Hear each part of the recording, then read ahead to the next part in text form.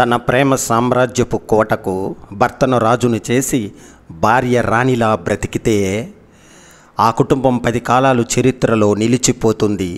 ఇద్దరిలో నేను గొప్ప నువ్వు గొప్ప అనే ఈగోను పక్కన పెడితే ఆ సంసారం 3 పువ్వులు 6 కాయలుగా వర్ధిల్లుతుంది.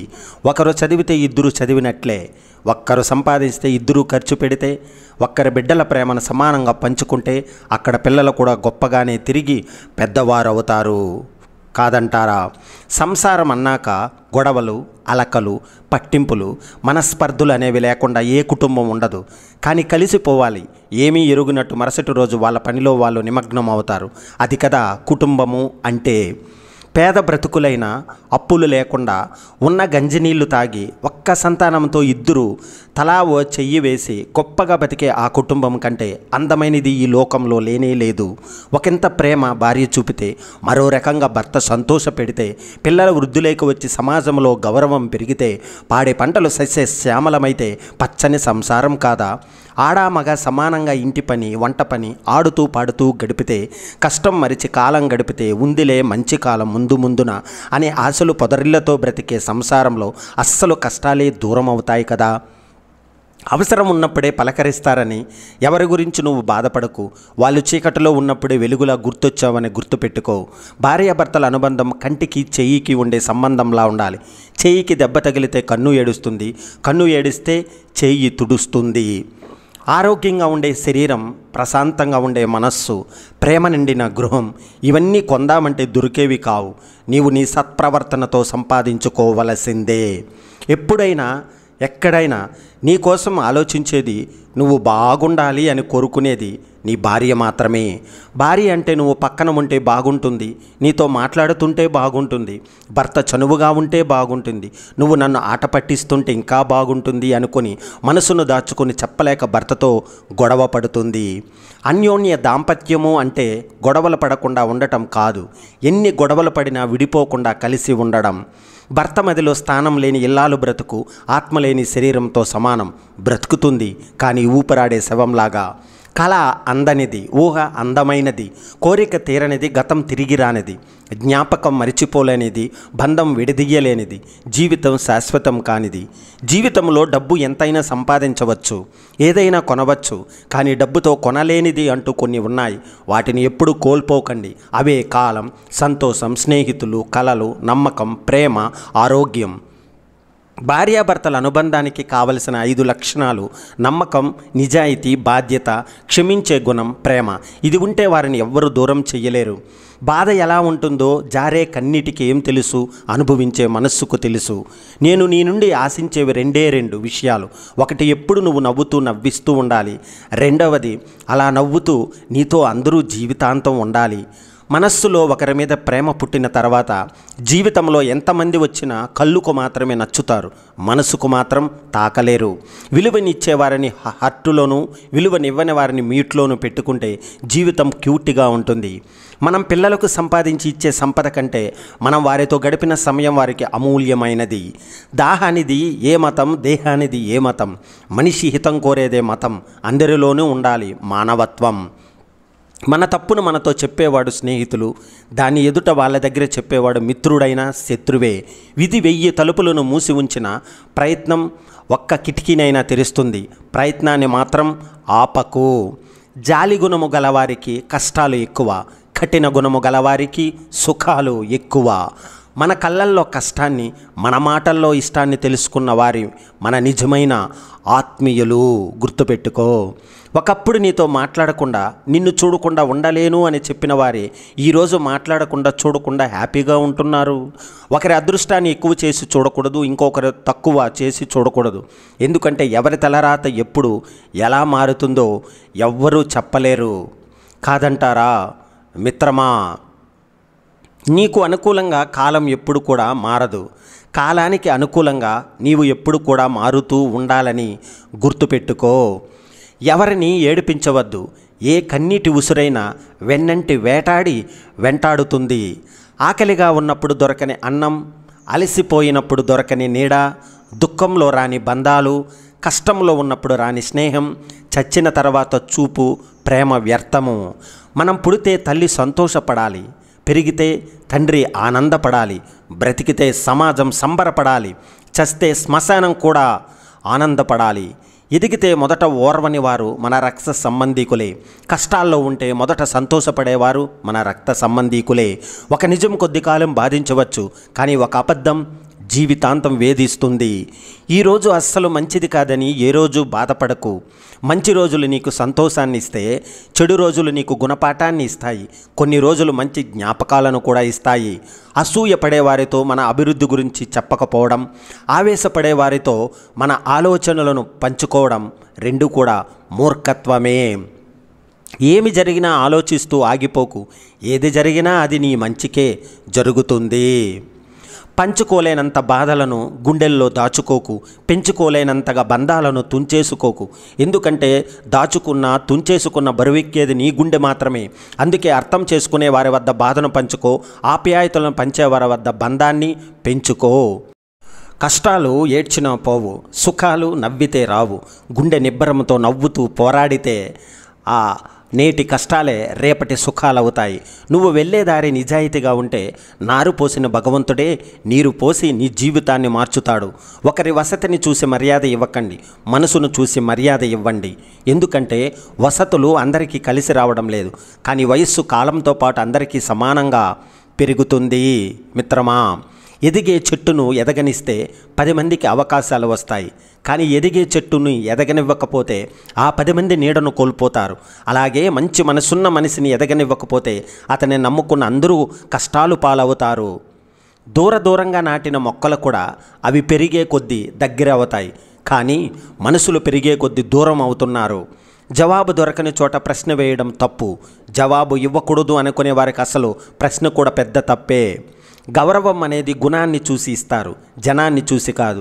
ఎందుకంటే చాలా ఖరీదు పెట్టి కొన్న చెప్పులను గుడి బయట వదిలేస్తాము, చాలా తక్కువ ఖరీదు కొన్న కొబ్బరికాయను మాత్రం గుడిలోకి తీసుకెళ్తాము కదా. నీ టైం బాగున్నప్పుడు నువ్వు చేసే మిస్టేక్స్ కూడా జోక్గా తీసుకుంటారు. నీ టైం బాగా లేనప్పుడు నువ్వు జోక్గా చేసిన మిస్టేక్గానే తీసుకుంటారు. ఇది నిజం. గొంతు పెంచడం కాదు, నీ మాట విలువ పెంచుకో. వాన చినుకులకే కానీ ఉరుములకు పంటలు పండవు, గుర్తుపెట్టుకో. నిరంతరం ఆనందంగా ఉండాలంటే మన మనస్సును ఇబ్బంది పెట్టే విషయాల నుండి విముక్తి పొందాలి. ఏ విషయంలోనూ తప్పులు వెతకరాదు. తప్పులు వెతకడం ప్రారంభిస్తే ఆనందం కోల్పోతాము. కొంతమంది వారికి అవసరం పడినప్పుడే మిమ్మల్ని గుర్తు చేసుకుంటే చిరాకు పడకండి. అంధకారంలో వారికి మీరే కిరణం కావచ్చు, గుర్తించుకోండి. మన వద్ద విద్యాదానం సంపద ఎంత ఉన్నా వినయం, విధేయత, మానవత్వం లేకపోతే మనకు విలువ లేకుండా పోతుంది. కాదంటారా మిత్రమా? గుర్తుపెట్టుకో, అవినీతి ఒంటరిగా బతకలేదు, నలుగురి సపోర్టు కావాలి. నీతికి ఎవరి తోడు అవసరం లేదు, సింగల్గా అయినా జీవించగలదు. నీకు కుదిరితే ఒకరి సంతోషానికి కారణం కావాలి, కానీ ఒకరి కన్నీళ్లకు కారణంలా మారకు. ఒక మంచి మిత్రుడు 100 సార్లు అలిగినా బతిమాలుకోవడంలో తప్పులేదు. దారం తెగి హారంలో ముత్యం పడితే పోతే పాని అని వదిలేయక దండలో తిరిగి కూర్చుతాం కదా. ఇది అలాగే. మంచి మిత్రుడు ముత్యం కన్నా ఎక్కువ. ఈశ్వరా, నువ్వు నా చేతి గీతవో, నా నుదిటి రాతవో, లేక నా గుండె చప్పుడువో తెలియదు, కానీ నువ్వు లేకుండా మాత్రం నేను లేనయ్యా ఓ శివయ్యా అని అందరూ ప్రార్థిద్దాం. మట్టిలో ఎన్ని క్రిములు ఉన్నా దానితో విగ్రహాలు చేసినప్పుడే వాటిని పూజిస్తారు. అప్పుడు మట్టిని చూడరు, మీ ఇష్ట దైవాన్ని మాత్రమే చూస్తారు. అలాగే ప్రతి మనిషిలో మంచిని మాత్రమే ప్రతి ఒక్కరూ చూడండి. ప్రేమించడం కన్నా ఇంకొకరి ప్రేమ పొందడం ఒక వరం. కలిసి ఉంటేనే నిజమైన ప్రేమ కాదు. దూరంగా ఉంటున్నా సరే, ఒకరికి ఒకరు ఎప్పటికీ కలవరని తెలిసినా సరే, మనసుతో మనస్సును ముడివేసుకుని బతకడమే నిజమైన ప్రేమ. మహారాజువైన మట్టిలోనే పూడ్చేది, సంపన్నుడైన శ్మశానానికే పంపేది. అహంకారం ఆవహించినప్పుడు ఇది గుర్తు చేసుకుంటే చాలు. మనిషిని నమ్మడం అంత దౌర్భాగ్యం లేదు, దేవుని నమ్ముకోవడం అంత సౌభాగ్యం మరొకటి లేదు. ప్రతి వ్యక్తి జీవితంలో ఓ వ్యక్తి తప్పక ఇలా ఉంటారు. వారిని పొందలేరు, వదులుకోను లేరు, వారితో మాట్లాడలేరు, కానీ మరిచిపోలేరు, కలుసుకోలేరు, అయినా తన జీవితం నుండి వెలివేయలేరు. బ్రతకడం తెలిసినవాడు ఏ దారిలోనైనా నడుచుకుంటూ వెళతాడు. బ్రతకడం తెలియనివాడు ఏ దారిలో వెళ్ళాలో తెలియక ఆలోచిస్తూ కాలాన్ని వృధా చేస్తాడు. కాదంటారా మిత్రమా? గతం జ్ఞాపకం మాత్రమే కాదు, భవిష్యత్తులో నీ ప్రవర్తన ఎలా ఉండాలో, నువ్వు ఎలా మసులుకోవాలో నీ జీవితం నీకు నేర్పిన పాఠం. శత్రువు ఎక్కడో ఉండడు, నీ మనసులోనే ఉంటాడు. నీవు నీ మనసును గెలిస్తే నీ శత్రువుని గెలిచినట్టే. జేబు చిల్లు పడితే నాణేల కన్నా తొందరగా బంధాలు జారిపోతాయి. నీకు కావలసిన దానికోసం శ్రమించకుండా పోగొట్టుకున్న దాని గురించి ఏడవటం మూర్ఖత్వం అవుతుంది. స్థాయిని చూసేవారిని ఇంటికి పిలవకు, మర్యాద ఇవ్వని వారిని ఇంటికి వెళ్ళకు, వ్యక్తిత్వం లేని వారితో ఏమీ చెప్పకు, నీకు విలువ ఇవ్వని వారితో మాట్లాడకు, అహంకారం చూపేవారితో అస్సలు కలవకు. నచ్చని మనసుల గురించి మాట్లాడకండి, ఇష్టం లేని వ్యక్తుల గురించి ఆలోచించకండి, మనలను చులకనగా చూసే మనసుల గురించి పట్టించుకోకండి. అప్పుడే మనం గొప్పగా ఉన్నతంగా ఉంటాము. కూతురి చేతిని ఈ తండ్రి కొంతకాలమే పట్టుకొని ఉండగలడు, కానీ ఆ కూతురి హృదయం తండ్రిని జీవితాంతం పట్టి ఉంచుతుంది. వ్యక్తిత్వాన్ని చంపుకుని మరీ బంధాలను నిలబెట్టుకోవాల్సిన అవసరం లేదు. మనల్ని మనలా ఇష్టపడిన వారు మనతో ఉంటారు, నచ్చని వాళ్ళు ఎప్పటికైనా వెళ్ళిపోతారు. కాదంటారా? మనం సంతోషంగా ఉన్నప్పుడు మనతో కలిసి నవ్విన వాళ్ళను మరిచిపోవచ్చు, కానీ మనం కష్టంలో ఉన్నప్పుడు మనతో కలిసి ఏడ్చిన మనిషిని ఎప్పటికి కానీ మరిచిపోకూడదు. మనస్సులో ఉన్న మనిషి తోడుగా లేకపోతే చుట్టూ ఎంతమంది ఉన్నా జీవితమంతా ఒంటరిగా అనిపిస్తుంది. ఎదుటివాడికి బాగా సంపద ఉందని నీకు లేదని ఎన్నడూ బాధపడకు. నీ దగ్గర నిజాయితీ లేనప్పుడు మాత్రమే బాధపడు. ఇది లేదు అది లేదు అని ఏడ్చే కన్నా ఉన్నదానిలో అవకాశం వెతుక్కోవడం వివేకవంతుల లక్షణం. పోరాడే ధైర్యం లేక కాదు, ఎలా మొదలు పెట్టాలో తెలియక ఓడిపోతుంటారు. ఒకరి ప్రేమ కోసమైనా వాళ్ళందరినీ వదులుకొని మనం బాధపడి అందరినీ బాధ పెట్టడం కన్నా అందరి కోసం ఆ ఒక్కరిని వదులుకోవడం ఉత్తమం.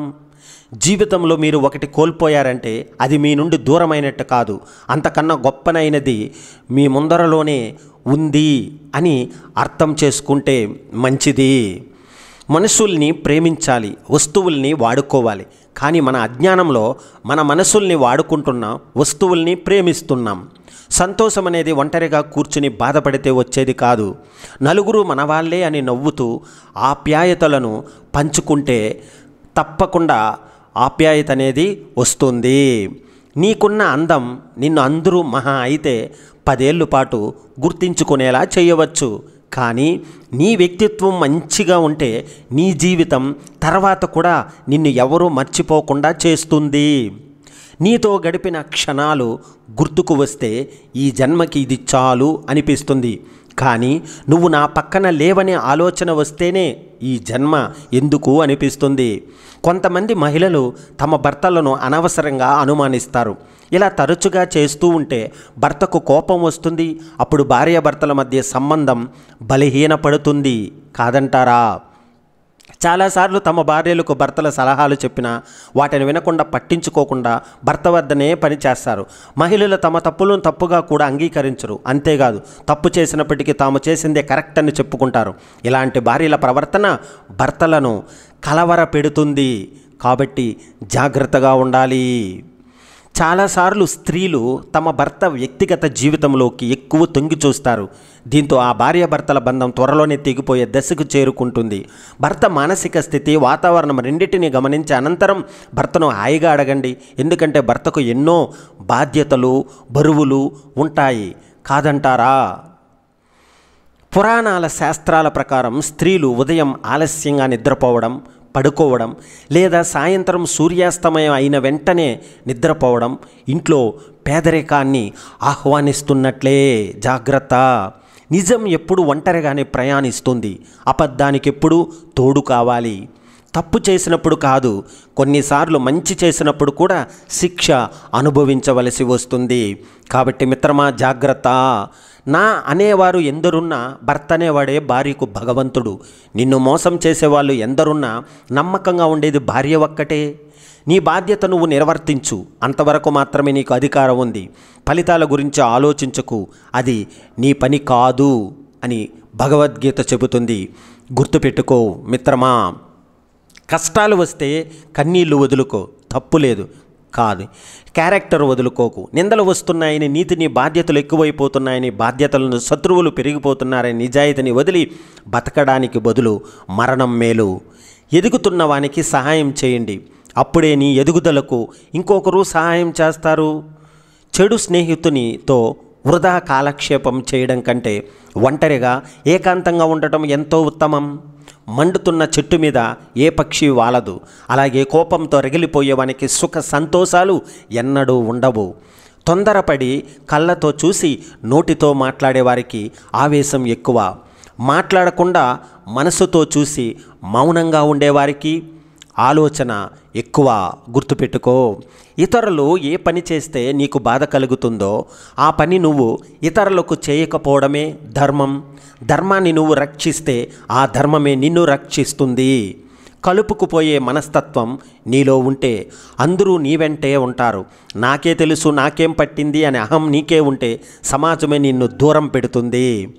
నీకు ఎంత ఆస్తి ఉన్నది కాదు, నీవెంతమంది మనస్సుల్లో ఉన్నావు అనేదే గొప్ప. మన వెళ్ళిన చోట మర్యాద ఇవ్వలేదు అనడం తప్పు. మర్యాద లేని చోటికి వెళ్ళడం మనం చేసిన పెద్ద తప్పు. ఈ ప్రపంచంలో మనకంటూ ఏమీ లేకపోయినా పర్వాలేదు, కానీ మనల్ని ప్రపంచంగా భావించే ఒకరు తోడుగా ఉంటే చాలు. జీవితాంతం సంతోషంగా ఉంటాం. ఆనందంతో చప్పట్లు కొట్టేటప్పుడు 10 వేళ్ళు కలుస్తాయి. గౌరవంతో నమస్కరించేటప్పుడు 10 వేళ్ళు కలుస్తాయి. కన్నీరు తుడుచుకునేటప్పుడు 1 వేలే కదులుతుంది. ముళ్ళబాట దాటితే పూలబాట ఎదురవుతుంది. అలాగే సవాళ్ళు ఎదుర్కొంటేనే సక్సెస్ కూడా ఎదురవుతుంది. గెలిచినా ఓడినా కష్టపడడం ఆపకు. ఇప్పుడు నీకు గెలుపునివ్వకపోవచ్చు, కానీ ఏదో ఒకరోజు ఆ గెలుపే నిన్ను అందరికీ పరిచయం చేస్తుంది. సమస్య యొక్క ఆకారం ఎంత పెద్దదైనా ఆలోచన గొప్పగా ఉంటేనే అది తీరిపోతుంది. ఎదుర్కోవాలి అని నిర్ణయించుకుంటే సమస్య ఎంతైనా వెనుకడుగు వేయకండి. నిన్ను చిన్న చూపు చూసేవాడిని ఆవేశమైన మాటలతో కాదు, నీవు సాధించే విజయాలతో వాని అహం మీద దెబ్బ కొట్టాలి. గొప్పతనం లేని తనం అనేది మనుషులకే, కానీ మనస్సులకు ఆ భేదం ఉండదు.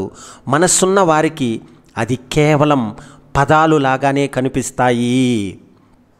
మనిషికి ప్రశాంతతను ఇచ్చేది ప్రకృతి కావచ్చు, కానీ మనస్సుకు ప్రశాంతత ఇచ్చేది ఇష్టమైన వారి నుండి వచ్చే పలకరింపు మాత్రమే.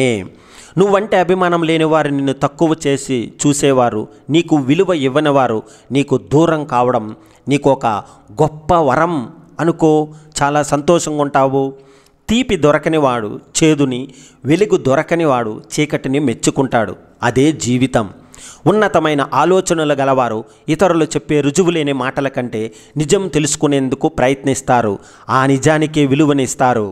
సమస్యలు అనేవి మీ సంతోషాన్ని దూరం చేసేలోగా మీకు మీరే మీ సమస్యలను దూరం చేసుకోగలగాలి. నీ సంతోషాన్ని వేరే వాళ్ళ దగ్గర వెతికితే జీవితాంతం వెతుకుతూనే ఉంటావు. నీ సంతోషాన్ని నీలోనే వెతుకు, ప్రతి క్షణం సంతోషంగా ఉంటావు. జీవితం ఆనందంగా గడపాలి అనుకుంటే ఈ 2 సూత్రాలు పాటించాలి. క్షమించలేని వారిని మర్చిపోవాలి, మర్చిపోలేని వారిని క్షమించాలి. చిటికుడు బుద్ధి లేనప్పుడు ఏనుగంత బలం ఉన్న వృధా. అలాగే మనల్ని కాపాడేది ఐశ్వర్యం కాదు, ఆత్మ సౌందర్యం అని ప్రతి ఒక్కరూ తెలుసుకోండి. దొరకదని తెలిసినా మనం దాన్ని ఎక్కువగా ఇష్టపడతాం. ఎందుకో తెలుసా? మనకు దొరికిన 100 వస్తువుల కన్నా దొరకని ఆ ఒక్కటి మన మనస్సును గెలుచుకుని ఉంటుంది. మనం ఎంత మంచిగా ఉన్నా ఎవరో ఒకరి జీవితంలో చెడ్డవాళ్ళమే. కాబట్టి ఇతరులకు నచ్చినట్టు బ్రతకడం కన్నా మనకు నచ్చినట్టు జీవించడం మంచిది. ఎవడికంటేనో గొప్పగా ఉండాలని కోరుకోకు. మీ గతంలో కంటే ఇప్పుడు బాగుంటే చాలు అనుకో. ఎందుకంటే ఆశ పుట్టినంత త్వరగా అవకాశం పుట్టదు కదా. ఎక్కడ వదలాల్సినవి అక్కడే వదిలేయాలి. మోసుకుంటూ పోతే వాటిని మనం వదలాలనుకున్నా అవి మనల్ని ఎప్పటికీ వదలవు. మిమ్మల్ని ప్రేమించే వారి మనస్సును ఎప్పుడూ గాయపరచకండి. ఎందుకంటే వారు మిమ్మల్ని ఏమీ అనలేరు. మౌనంగా మీ జీవితం నుండి వాళ్ళు వెళ్ళిపోవడం తప్ప ఏమీ చెయ్యలేరు. ఎవరు ఎదుటి వారి నాశనం కోరుకుంటారో వారికి కూడా అటువంటి నాశనమే జరుగుతుంది. అందుకే ఒకరికి మంచి చేయాలన్న ఆలోచన కలిగి ఉండాలి. అప్పుడు అందరికీ మంచి జరుగుతుంది, అందరూ బాగుండాలి, అందులో మీరు మీ కుటుంబ సభ్యులు ఇంకా బాగుండాలి అని అనుకోండి. మన వ్యక్తిత్వాన్ని సమాధి చేసుకుని మరీ బంధాన్ని నిలుపుకోవలసిన అవసరం లేదు. మన వ్యక్తిత్వం బాగుంటే మంచిదైతే వచ్చిన వారు మనతో ఉంటారు, నచ్చని వారు మౌనంగా ఉంటారు. మనం ఎంచుకునే దారిని బట్టి మన జీవితం ఆధారపడి ఉంటుంది. మంచి మార్గం ఎంచుకుంటే జీవితం స్వర్గతుల్యం అవుతుంది. చెడ్డదారిన ప్రయాణిస్తే బ్రతుకు నరక ప్రాయంగా మిగులుతుంది. నలుగురు చెప్పగానే మారిపోయేది నలుగురిలో నిరూపించుకోవలసినది కాదు. నమ్మకం అంటే అది మనసులో నుండి పుట్టి జీవితంలో సాగే నిత్య బాటసారి. పని చేయరానప్పుడు పౌరుషాన్ని చూపడానికి బదులు దగ్గడం ఎంతో మంచి పని. తగ్గడం అనేది చీఫ్ కాదు, అది ఎంతో బుద్ధిగలవారు చేసే మంచి పని. సహనం మంచివారి దగ్గర ఉంటుంది, కోపం చెడ్డవారి దగ్గర ఉంటుంది, ప్రేమ మంచి మనసున్న వారి దగ్గర ఉంటుంది, గర్వం అసూయపరుల వద్ద ఉంటుంది, జ్ఞానం భగవంతుని నమ్మేవారి దగ్గర ఉంటుంది. గుర్తుపెట్టుకో మిత్రమా, నీ కష్టాలు నీకు ఎలా బ్రతకాలని నేర్పిస్తాయి. ఎవరిని నమ్మాలో ఎవరిని నమ్మకూడదో అర్థమయ్యేలా చేస్తాయి. అందుకే కష్టాలు వచ్చినప్పుడు నేర్చుకోవడానికి ప్రయత్నించు, కానీ పారిపోవడానికి మాత్రం ఎప్పటికీ ప్రయత్నించుకో మిత్రమా.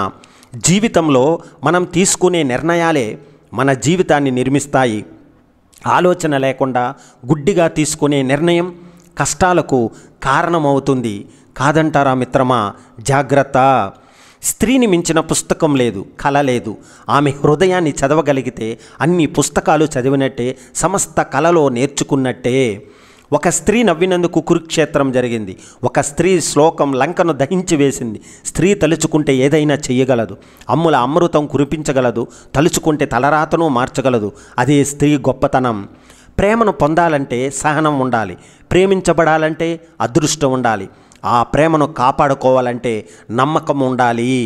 మనస్సు నిండా ప్రేమ ఉన్నవారికి గుండెల నిండా బాధ కూడా ఉంటుంది. బంధం ఎలా ఉండాలంటే మాట్లాడితే సంతోషం కలగాలి, బాధను పంచుకుంటే రిలాక్స్గా అనిపించాలి, తప్పు చేస్తే కలిసి సరిచేయాలి. ఇది బంధము అంటే. చెప్పడం ఎప్పుడు తేలికే, వినడమే కష్టం.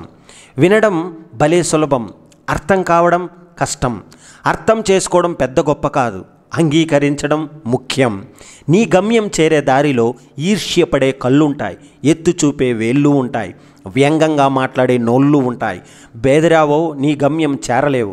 సాగిపో నిరంతరం. పరిస్థితులు ఎప్పుడు స్థిరం కాదు, కష్టం ఎప్పుడు వృధా పోదు. చిన్న మాట అయినా మనసును మారుస్తుంది అని నమ్మినప్పుడే నీకు తప్పు ఏదో ఒప్పు ఏదో తెలుస్తుంది. దేవుడు ఒకరి వలన మన ఆనందాన్ని దూరం చేస్తే ఖచ్చితంగా మరొకరి వలన ఆ ఆనందాన్ని ఇచ్చి తీరుతాడు. ఇది నిజం. క్షమించడం నేర్చుకుంటే, ఎందుకంటే దానికంటే విలువైనది ఏదీ లేదు. అందుకే తప్పు చేసినప్పుడు భగవంతుని మనము కోరుకునేది కూడా క్షమించమనే కదా. కాబట్టి అందరినీ క్షమించండి. 100 తప్పులు చేసిన వారినైనా మన్నించవచ్చు, కానీ ఒక్కసారి మోసం చేసిన వాడిని మాత్రం క్షమించకూడదు. తప్పులు చేసేవాడైనా మారుతాడేమో, కానీ మోసబుద్ధి ఉన్నవాడు మాత్రం ఎప్పటికీ మారడు. నచ్చనిది ఏదైనా నచ్చాలని ఎంత ప్రయత్నించినా నచ్చదు. మొదటి అభిప్రాయమే అంతిమమైనది. మీ ముందు అనేక మార్గాలు కనిపిస్తే భయపడకు. నీకు కావలసిన దాన్ని ఎన్నుకో. ఒకే మార్గం ఉంటే భయపడు, అది తప్పనిసరి. ఎందుకంటే ఎంపిక అంటే స్వేచ్ఛ, ఎంపిక లేకపోవడం అంటే బానిసత్వం. కాదంటారా మిత్రమా? మనుషులు అకారణంగా ఒకరి మీద ఒకరు ద్వేషం కలిగి ఉంటారు. ఎందుకు అర్థం కాదో చెప్పుకోదగ్గ సమస్యలు లేకున్నా ఊరికే అలిగి దూరం జరుగుతారు. ఎవరు ఎందుకు ఎప్పుడు ఎలా మారతారో తెలియదు. అంతా ఓ మాయా. కష్టాలు వచ్చినప్పుడు కాలాన్ని తిట్టకో, నాకే ఎందుకు ఇలా అవుతుందని ఒక్క మాట గుర్తుంచుకో. కాలం మంచి ఆటగాడికే కాదు, ఆడి చూడు, గెలుపు చాలా గొప్పగా ఉంటుంది. జై హింద్, వందే మాతరం.